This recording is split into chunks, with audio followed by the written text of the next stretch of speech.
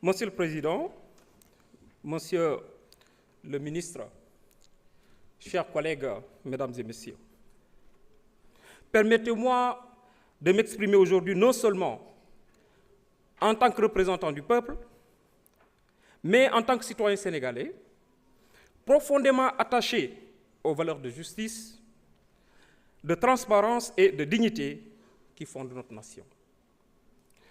Le projet de loi que nous examinons et sur lequel nous votons aujourd'hui n'est pas un texte ordinaire. Il est, à mes yeux, l'une des pierres angulaires du Sénégal de demain, un Sénégal qui se veut plus souverain, plus juste et plus prospère. Chers collègues, posons-nous une question simple. Quel est le plus grand frein au développement de notre pays? Ce ne sont pas le manque de ressources, encore moins le manque de volonté de notre peuple. Non.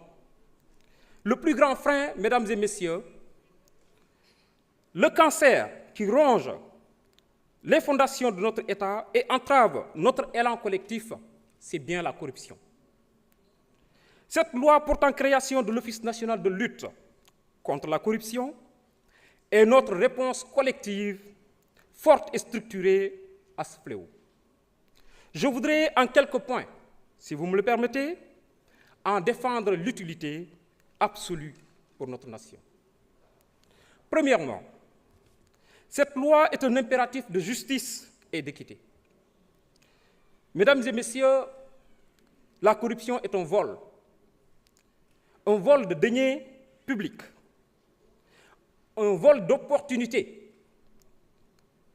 un vol de l'avenir de nos enfants. Elle creuse les inégalités et sape la confiance des citoyens envers les institutions. Comment justifier, mesdames et messieurs, chers collègues, comment justifier auprès de nos populations que des fonds destinés aux hôpitaux, aux écoles, à la lutte contre les inondations, aux routes, comment justifier que ces fonds disparaissent dans les poches de quelques personnes privées? L'OFNAC, dans sa nouvelle version, sera le gendarme impartial, le garant que la règle est la même pour tous. Mesdames et messieurs, plus jamais de coude sur les dossiers des uns et de genoux sur les coups des autres. Il s'agit désormais de rendre notre République, ou de rendre à notre République sa vocation première, une vocation conforme à l'esprit du projet et qui demeure l'égalité de tous devant l'effort et devant la loi.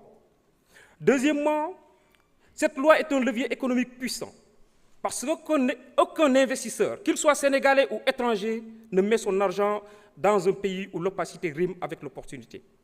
La corruption est un mal qui décourage les entreprises honnêtes et détourne les investissements. En dotant le Sénégal d'un OFNAC réformé, crédible, indépendant et fort, nous envoyons un signal clair au monde entier. Le Sénégal est ouvert aux affaires, mais seulement aux affaires propres.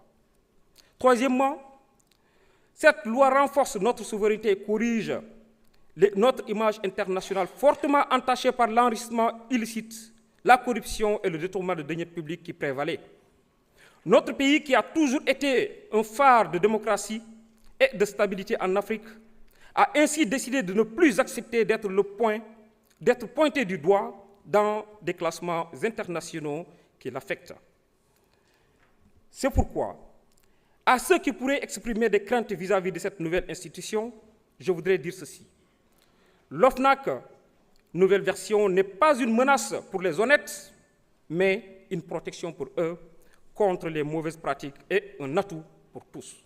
C'est pourquoi j'invite le chef de l'État et son Premier ministre à faire en sorte que les fonds récoltés dans le cadre de sa noble mission soient destinés exclusivement à la lutte contre le désenclavement, qui, pour plus qu'un enjeu économique et social, est sur le point de devenir un enjeu sécuritaire, surtout pour des endroits comme le département de Bakel. Je vous remercie. jërëjëf honorable